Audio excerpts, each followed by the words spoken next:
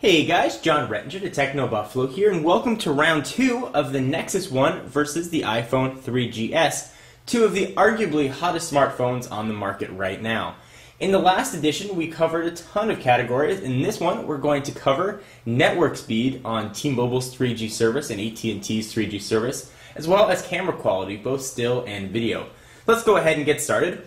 Let me preface this with saying that network speed is going to vary depending on where you are. I'm currently in Southern California. This is representative of just the Southern California market. Actual speeds may vary depending on where you're located.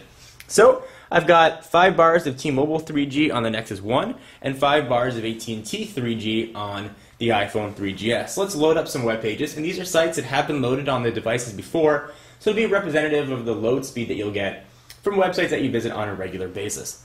So go ahead and queue both of these up, and we'll load technobuffalo.com.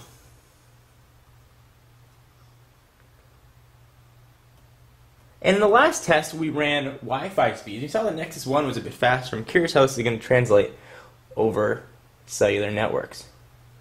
Get both of these ready to go. Alright, got Techno Buffalo queued up on each. Let's go ahead and get started. Try to hit them at the same time.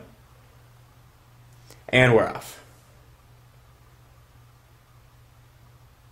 You can follow the progress via the yellow bar at the top on the Nexus 1 or the blue bar in the address box of the iPhone 3GS. They look both to be pretty similar. The iPhone's displaying content first. Both are almost exactly the same now. And the iPhone 3GS is done, and the Nexus 1 finished just a second or two after that. So they were both pretty close, but the iPhone definitely won, although not by much. Okay, so now we're going to try to load up another web page. We're going to load up my YouTube channel, youtube.com/John4Lakers. A lot of images on there, so it may take a little bit longer to load. Let's go ahead and check it out. Get them started at the same time. And they're both off. And again, this is on T-Mobile's 3G for the Nexus 1 and AT&T's 3G for the iPhone 3GS. Looks like the Nexus 1 is already done, and the iPhone 3GS is still taking its time to load the site.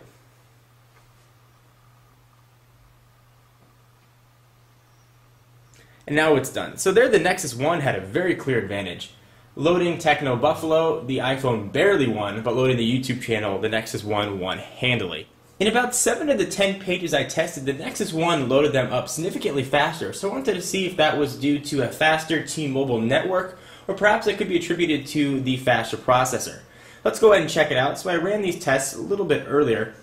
Over the T-Mobile 3G network, I averaged just about 304 kilobits per second, and on AT&T's 3G network, I was getting over 600 kilobits per second, so almost twice as fast. But that increased network speed wasn't translating to faster load times.